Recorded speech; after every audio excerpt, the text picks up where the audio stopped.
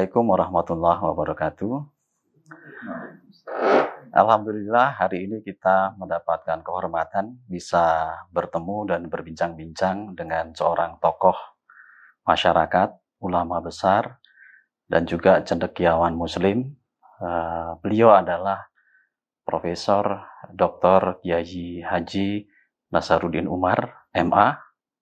Beliau kita kenal sebagai Imam Besar Masjid Istiqlal Jakarta. Beliau juga mantan Wakil Menteri Agama, guru besar di UIN Syarif Hidayatullah, dan juga banyak sekali karya-karya buku yang sudah ditulis oleh beliau. Kita akan bincang-bincang dengan beliau. Assalamualaikum, Prof. Waalaikumsalam warahmatullahi wabarakatuh. Apa kabar, Prof? Sehat. Izin, Prof, kita akan bincang-bincang tentang kewajiban perpajakan. Jadi saat ini di masyarakat itu masih banyak pendapat-pendapat tentang pajak dari perspektif agama Islam. Ada yang mengatakan pajak itu bid'ah, pajak itu sunnah, bahkan ada yang mengatakan pajak itu haram. Nah, barangkali Prof. Nasaruddin bisa memberikan pencerahan kepada kita semua. Bagaimana sih sebetulnya pandangan Islam terkait dengan pajak? Iya, baik para pemirsa dimanapun juga berada ya. Pajak dengan zakat itu memang selalu bersanding. Pada masa Nabi, pada masa sahabat, dan kita pun juga sampai sekarang ini kan. Tidak bisa hanya menyelesaikan suatu urusan besar, suatu negara, hanya dengan zakat. Kenapa? Karena zakat itu kan ada asnafnya kan. Hanya boleh digunakan untuk fakir miskin, orang yang terlilit utang, kemudian juga ada ibnu sabil, kemudian juga ada mu'alaf ya. Jadi selain yang 8 itu nggak boleh zakat itu dipakai membangun jembatan. Para jembatan ini sangat urgen untuk menghubungkan satu provinsi dengan provinsi lain, satu kabupaten dengan kabupaten lain, satu desa dengan desa yang lain.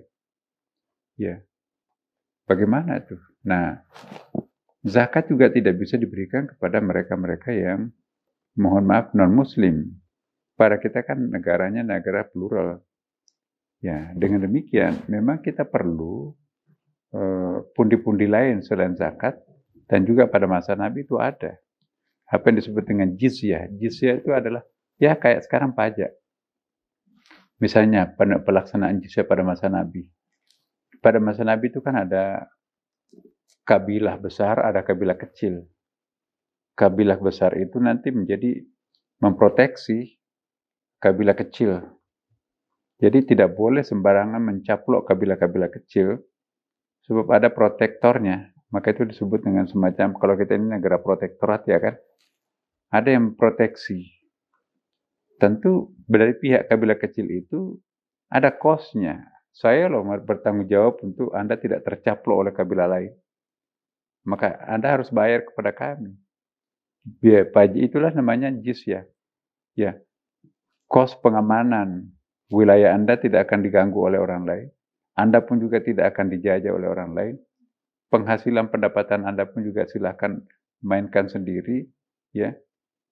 Tapi Anda harus bayar biaya perlindungan kami, biaya perlindungan Anda, kami memproteksi Anda, maka itu yang disebut dengan jizyah pada waktu itu.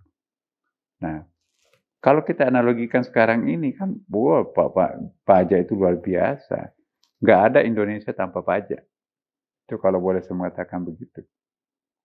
Apa fungsi pajak? Menggaji pegawai negeri. Kalau nggak ada yang mengurus negara ini kan hancur negara ini.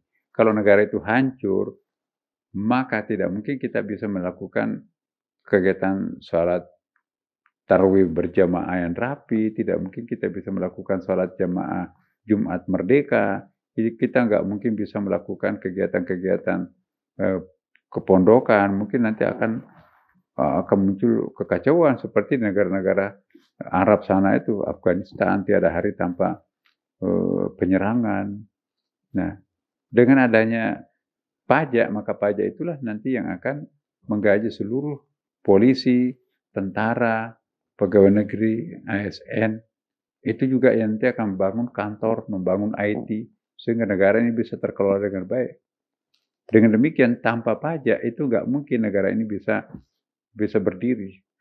Atas dasar itu, maka bisa kita menarik satu kesimpulan bahwa pajak itu bisa disebut wajib.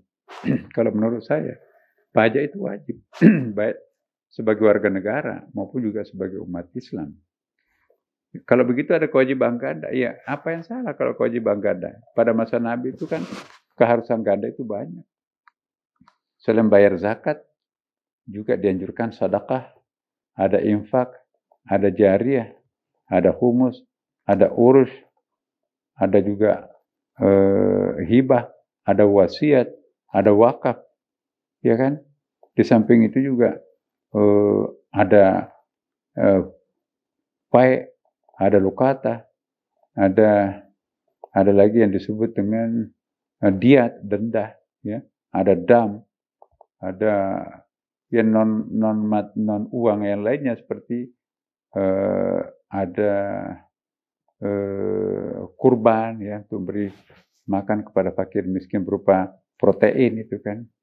Jadi banyak sekali ya kantong-kantong pengeluaran umat itu untuk menciptakan suatu keamanan negeri hidup damai. Jadi terlalu pelit kita itu menjadi sebagai warga bangsa dan sebagai orang Islam kalau pengeluarannya hanya zakat. Zakat itu kan cuma 2,5%. Coba bayangkan, 2,5% tabungan deposito saja itu berapa pertama misalnya di bank-bank lain itu mungkin ada yang sampai 4%. Jadi bunga depositonya lebih tinggi daripada zakatnya.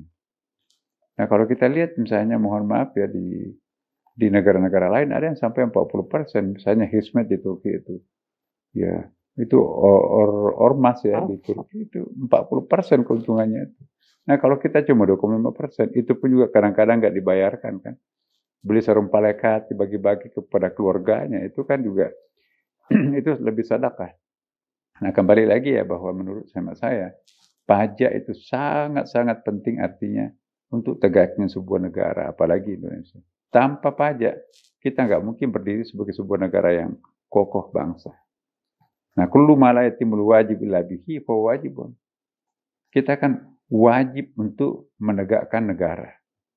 Karena kalau nggak ada negara, kita menjadi umat yang lemah. Nah, kaidah mengatakan segala sesuatu yang memungkinkan kewajiban itu terlaksana, maka itu ikut wajib pula kan. Nah, contohnya, saya meminta bersihkan ruangan ini. Itu kalimat perintahnya bersihkan ruangan. Bisakah kita membersihkan ruangan tanpa ada sapu? Kan nggak mungkin kan. Berarti di situ inklusif, di situ ambil sapu. Bagaimana wajibnya membersihkan ruangan sama wajibnya mengambil sapu. Ya. Tapi di sini ada yang mau dipel, wajib juga mengambil kain pel. Sama dengan sholat kan. Perintah kita itu cuma, hei kamu wajib sholat, aqimus sholat. Bisakah sholat tanpa wudhu? Enggak mungkin. Jadi wajib juga wudhu. Tapi kita dalam keadaan janabah, main dengan suami istri. Tapi kita belum mandi, berarti wajib juga mandi. Ya, bisakah kita sholat tanpa menutup aurat? Enggak mungkin. Berarti wajib juga menutup aurat. Bisakah kita sholat tanpa menghadap ke kiblat? Enggak diterima sholatnya. Harus tahu arah kiblat. Nah, satu perintah sholat mewajibkan perintah-perintah yang lain. Ya kan? Saya tanya kepada kita semuanya. Perlu enggak kita punya negara yang kuat? Ya wajib. Kita harus. Bagaimana bisa bertahan menjadi khalifah di muka bumi ini? Bagaimana bisa menjadi abid di muka bumi ini? Kan ada hadis, ada ayatnya kan. Ini ja'ilun fil ardi khalifah. Kami ciptakan kalian menjadi khalifah di muka bumi ini. Bisa nggak kita menjadi khalifah yang baik tanpa ada institusi negara yang kokoh? Kan nggak mungkin. Ya. Ada ayat yang memerintahkan kita juga sebagai hamba. Wa ma khalaqtul jinna wal insa illa liya'budun. Kita wajib untuk menjadi hamba terhadap Allah. Bisa nggak kita menjadi hamba yang baik tanpa ada negara yang berdaulat? Kan susah. Nah, perlu nggak ada negara yang berdaulat? Perlu, sangat perlu. Nah, segala sesuatu yang memungkinkan berdaulatnya sebuah negara, maka itu menjadi perlu juga. salah satu sokoguru yang paling penting adalah pajak. Nah kalau tegaknya sebuah negara sangat ditentukan oleh adanya pajak, maka pajak itu pun juga wajib. Nah, jadi jangan ada yang mempertentangkan antara zakat dengan pajak. Dua-duanya harus jalan. Insya Allah negara tidak akan memiskinkan rakyatnya. Tidak ada orang yang miskin karena pajak. Tidak ada orang yang miskin karena zakat. Zakat itu pahalanya sampai di akhirat kita dapat kok. Pajak itu kan juga kembalinya ke kita. Kita yang mau jalanannya beraspal kan kita juga nikmati kan. Ya, kita pakai jembatan daripada manjat pakai pohon kelapa di situ kan takut jatuh ke bawah. Nah, kita harus pakai jembatan. Jembatan itu kan dari pajak itu. Jadi jangan ada yang mengkontradiksikan antara pajak dengan zakat. Dua-duanya harus berjalan. Ya, Prof. Terima kasih, Prof. Ini pencerahan yang sangat luar biasa. Bahkan tadi sejarah Rasulullah pun juga mengatakan jizyah ya, Prof. Itu jelas sekali. Bahkan Prof. Nazaruddin juga tadi sudah mengatakan ini bukan hanya sekedar bagaimana kewajiban kita membayar, tapi ini berkaitan dengan fondasi kuatnya sebuah negara. Ini filosofinya sangat luar biasa. Jadi sangat clear sebagai seorang Muslim, kewajibannya untuk membayar pajak itu sudah jelas. Jadi, nah, sekarang begini, Prof. Dari perspektif fiskesnya atau petugas yang mengumpulkan pajak, itu dari perspektif hukum Islam, apa Prof yang kira-kira bisa disampaikan dalam konteks ini? Jadi Abu Hurairah yang bertindak sebagai direktur eksekutif Baitul Mal di masjidnya Nabi, dialah yang memiliki profesi untuk memilah-milah pendapatan negara. Ya, ini adalah laci khusus untuk zakat, tidak boleh dicampur baurkan. Ini laci khusus untuk wakaf. Ya, ini laci khusus untuk sedekah. Ini laci khusus untuk infak. Ini untuk jariah. Ya, ini untuk wasiat. Ini untuk waris. Oh, ini untuk lukata, barang hilang. Oh, ini untuk fai, harta rampasan perang. Oh, ini untuk ganimah, sama harta rampasan perang juga. Oh, ini untuk jizyah, pajak tadi. Oh, ini untuk mudarabah, bagi hasil. Ini musyarakah hampir sama.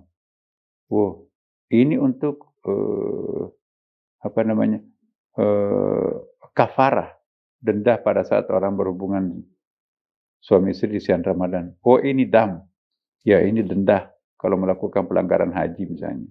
Oh, ini diat, denda pada saat orang membunuh ya anak laki-laki, di diatnya dendanya itu 100 ekor unta. Kalau anak perempuan dibunuh 50 ekor unta kan. Jadi semua itu ada pundi-pundinya, ada kas-kasnya diatur di masjid. Nah, siapa melaksanakan itu? Itu efisiensi yang dilakukan oleh Abi Hurairah. Dia semua koordinatornya, tapi mungkin pembagian tugasnya ada. Karena Nabi itu betul-betul seorang manajer yang baik, seorang leader yang baik juga sekaligus ya kan. Nah, siapa pengumpul zakat itu? Nabi pintar, amat cerdas Nabi itu. Jangan masyarakat itu membayar langsung zakatnya ke masyarakat. Kumpulkan dulu ke Baitul Mal. Nanti kalau semua bebas untuk membayar zakatnya, udah, aku mau ke kabilah saya. Tuh aku mau kasih di kampung halaman saya. Pada kampung halamannya sudah kaya kan. Ada kampung lain yang sangat miskin. Nah kalau dikumpulkan di Baitul Mal, ya khalifah, manajemen induknya nanti ini kuotanya sekian, ini kuotanya sekian.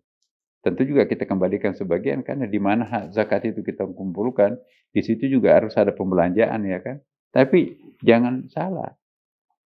Daerah miskin pun juga perlu dibantu, malah justru itu lebih penting. Nah, siapa akan melakukan tindakan penarikan pajak? Boleh tumpang tindih, itu juga yang akan menarik zakat, tapi administrasinya dibedakan. Karena kalau lain pemungut zakatnya, lain pemungut diatnya, lain pemungut zakatnya, lain pemungut infaknya, itu mubazir. Nabi cuma satu, Abi Hurairah semua. Jadi efisiensi yang luar biasa. Belajarlah efisiensi kepada Nabi. Tapi karena zakat itu sangat kompleks, sama dengan pajak juga sangat kompleks ya kan. Jadi bolehlah Kementerian Agama yang mengkoordinir pelaksanaan pengumpulan zakat dan Kementerian Keuangan yang bertanggung jawab untuk mengumpul jizya atau pajak itu. Jadi ada pembagian tugas. Nah, siapapun juga harus amanah. Baik memungut zakat tidak boleh korupsi, maupun juga memungut pajak juga tidak boleh korupsi. Harus punya perhitungan-perhitungan. Jangan membodohi masyarakat. Zakatnya sekian. Ini tadah hujan. Oh ini pengairan. Itu beda zakatnya kan. Nah sama pajak juga. Ini masa paceklik, ini ada pengampunan pajaknya. Yang tahu tentang pengampunan pajak di mana dan kapan serta berapa, itu orang profesional. Nah jadi saya kira Kementerian Keuangan itu sudah sangat cerdas. Saya kagum betul Ibu Sri Mulyani ya kan. Karena dalam era krismon seperti ini mampu memenuhi APBN kita melalui pajak. Jadi saya ucapkan sekaligus selamat kepada Menteri Keuangan, tentunya bersama dengan aparat pajaknya itu canggih banget itu ya. Nah, saya juga berharap kepada petugas-petugas zakat, tirulah bagaimana canggihnya para petugas pajak mengumpulkan pajak. Nah, pasti di situ ada profesionalisme. Belajarlah profesionalisme kepada para pemungut, para kolektor pajak. Ya, tapi juga tentu kelebihan pemungut zakat itu juga ada kelebihannya. Tirulah apa yang menjadi kelebihan di dalam pemungut zakat untuk diamalkan di pemungut pajak. Demikian pula sebaliknya. Jadi saling belajar. Pengalaman orang lain itu adalah guru yang paling baik buat kita. Nah, ini ada satu pertanyaan nih yang sering muncul. Kalau dari sisi si pembayar pajak gitu ya, umat gitu ya, kalau dia tidak membayar pajak itu hukumnya apa sih? Tadi memang wajib gitu ya. Kalau dia menyimpang, itu seperti apa? Begitu juga kalau misalkan si pemungut pajak tadi itu juga korupsi kira-kira begitu ya. Ini hukumnya bagaimana sih Orof gitu? Di dalam zakat itu ada namanya amil.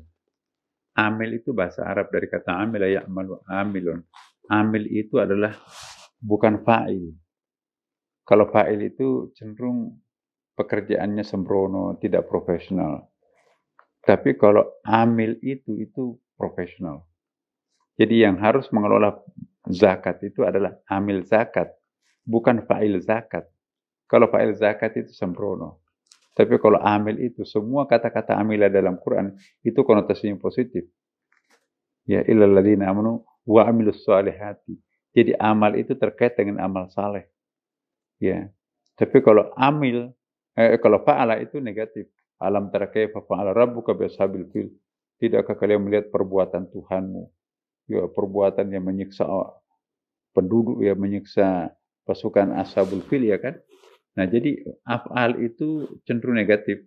Tapi kalau amil itu pasti positif. Berarti yang bisa mengelola zakat itu ialah amil, orang profesional. Bukan orang sembarangan. Sama juga dengan pajak saya kira. Tidak sembarangan, bahkan ada sekolah tinggi ilmu perpajakan kan. Itu sangat profesional. Dia tahu itu gelagaknya orang yang punya pembukuan ganda. Di dalam fikih zakat itu tidak boleh ada hilah. Itu menipu Tuhan. Contoh hilah itu besok jatuh tempo zakatnya. Hei pembantu sini. Apa Tuan? Saya kasih 1 miliar lah. Depositonya kan 1 miliar. Oh iya. Bengong pembantunya. Ini saya kasih 1 miliar. Tapi pintu gerbangnya dikunci, nggak boleh loncat. Maksudnya apa? Pokoknya ambil ini untuk kamu. Akhirnya besok tidak jadi bayar zakat. Kenapa? Yang wajib dizakati itu adalah milkut tam, kepemilikan sempurna. Ini kan bukan punya saya, sudah kasih pembantu kan. Lusa pembantu, mana surat itu kemarin? Nggak jadi deh, saya kasih 100 ribu aja Anda. Mulai lagi dari nol kan. Mungkin tahun depan sebelum jatuh tempo zakatnya, supirnya, Pak supir, ini saya kasih uang 1 miliar. 3 hari berikut ambil kembali. Ya, ini 500.000 aja mobil. Ya. Jadi tidak pernah bayar zakat, itu namanya hila. Menipu Tuhan. Jatuh tempo dikasih lagi ke orang lain. Tuhan Maha tahu kan. Nah kalau dalam zakat ada hila, harus hati-hati juga di dalam akal-akalan di dalam dunia pajak. Akal-akalan dunia perpajakan itu bisa dilakukan oleh para pebisnis. Ya bisa juga dilakukan oleh main kong kali kong antara petugas pajak dengan apa itu kan bukan rahasia lagi kan, banyak yang pernah ditangkap itu ya. Nah maka itu kita nggak boleh ada korupsi baik di zakat maupun di pajak. Nah apa hukumannya? Pasti kalau diambil zakat itu hukumannya tuh api neraka kan. Tapi kalau ada yang korupsi di bidang perpajakan, ya itu tegas sekali ya. Apalagi instruksi Menteri Keuangan ini. Tidak boleh ada toleransi. Saya tahu ada yang dihukum Pak Ibu Menteri itu sangat dekat dengan Bu Menteri, tapi enggak pandang bulu. Kita perlu seperti itu. Walaupun itu teman dekat, tapi kalau dia salah, no way. Itu yang kita harapkan. Jadi bagaimana tegas disiplinnya di pemungutan zakat, seperti itu juga harus dilakukan di pajak. Ataupun juga bagaimana profesionalismenya orang memungut pajak, maka seperti itu pun juga harus ditiru oleh para petugas zakat. Nah, dua-duanya, hasil pajak itu untuk masyarakat, hasil zakat juga untuk masyarakat. Nah, kalau ada yang lain-lain nanti misalnya wakaf, ada lukata. Lukata itu apa ya? Kalau dalam fikih Umar, 5 tahun tanah itu tidak tergarap, itu jatuh ke kas negara. Coba kalau hukum land reform kita di Indonesia bisa kayak gini, ada tanah tidur di kampung itu 10 tahun. Yang nggak ada yang berani masuk. Yang punya siapa? Orang Jakarta. Nganggur tanah. Sementara masyarakat itu ya emper-emper jalan raya ditanami jagung. Sementara hamparan yang sekian luas itu dimonopoli. Nah, dalam fikih Umar itu lukata itu. Anggaplah itu barang tak bertuang. Itu lukata. Nah, jadi kita perlu cerdas mengantisipasi kaum monopolis ini. Tidak boleh ada orang menikmati harta seenak-enaknya, sementara orang lain di sekitarnya itu menjerit. Nah, saya kira inilah filosofi zakat dan filosofinya pajak itu punya sama. Orang kaya harus membayar zakat, membayar pajak. Orang miskin harus mendapatkan manfaat dari si kaya tadi itu.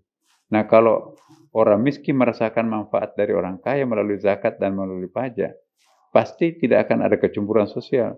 Monggo silakan jadi kaya, yang penting kami juga disangonin ya. Tapi kalau orang kayanya pelit, nggak mau bayar pajak, nggak mau bayar zakat, ya miskin semakin miskin, dia semakin kaya. Nah, revolusi sosial bisa terjadi. Itu terancam loh, kekayaannya akan dirampas. Nah, mana lebih aman? Jadi saya kira aman, kasihlah hak mereka. Supaya orang miskin dan orang kaya itu masing-masing tekan gitu kan. Ya saya kira gitu. Terakhir, Prof, ada himbauan untuk masyarakat, untuk umat Islam khususnya, untuk kewajiban dalam hal perpajakan dan juga teman-teman sebagai petugas pajak. Silakan, Prof. Sama. Bagi teman-teman yang bayar zakat, niatkan bayar zakat, lepaslah kita dari kewajiban. Maka harta kita itu insya Allah akan berkah. Yang kedua, pada saat membayar zakat itu, niatkan itu sebagai sedekah. Niatkan itu infak untuk negaranya, untuk sedekah untuk bangsanya. Dapat pahala juga kok. Ya, tujuannya sama. Jangan maki-maki petugas pajak. Datang lagi, nggak terasa 1 tahun datang lagi. Itu nggak ikhlas. Ikhlaskan diri, jangan pakai pembukuan ganda. Toh itu kan nggak sia-sia kok. Pahalanya nanti di akhirat kita akan temukan. Jangan dikira cuma zakat dapat pahala akhirat. Innamal a'malu binniyati kan. Apapun yang kita lakukan kebajikan itu kalau niatnya baik, dapat dua-duanya. Jangan-jangan lebih banyak pahala pajak yang kita peroleh nanti di akhirat daripada zakat. Kenapa? Karena kita kan lebih disiplin bayar zakat ya. Kenapa? Sangat telaten petugas pajaknya. Sedangkan kalau zakat itu ya apa ya, keikhlasan seikhlas-ikhlasnya, sejujur-jujurnya orang itu. Kalau pajak, jangan main-main. Itu faktur kekayaan. Pendapatannya ada dideteksi oleh komputer sekarang ini. Nah, karena itu saya bangga menjadi orang Indonesia karena bisa membayar pajak, juga bisa membayar zakat. Berarti peluang untuk berkontribusi, membantu fakir miskin, membantu orang yang lemah melalui zakat dan pajak ini banyak. Bahkan juga melalui infak, sedekah jariah dan seterusnya. Makin banyak pengeluaran kita kepada umat, ya, maka insya Allah makin kaya kita nanti di akhirat. Kalau saya sih seperti itu. Setinggi-tingginya pajak, sebesar-besarnya zakat, nggak bakalan akan memiskinkan orang kaya, enggak kan. Cuma berapa persen kok yang diminta. Jadi jangan terlalu rakus, masa pajak aja nggak mau bayar, masa zakat saja nggak mau bayar. Ya, saya kira itu. Terima kasih Prof. Sarudin. Mohon doa restunya juga. Alhamdulillah tahun 2021 kita tercapai penerimaan pajak nasional dan moga-moga untuk 2022 ini juga bisa tercapai, Prof. Itu zaman Krismon loh ya, zaman COVID. Jadi itu luar biasa. Alhamdulillah, Prof. Moga-moga tahun ini juga Amin, bisa insya Allah. tercapai. Terima kasih sekali, Prof, atas pencerahannya. Insya Allah berguna nanti untuk semua wajib pajak dan juga untuk petugas pajak. Terima kasih. Assalamualaikum warahmatullahi wabarakatuh. Pajak kuat, Indonesia maju.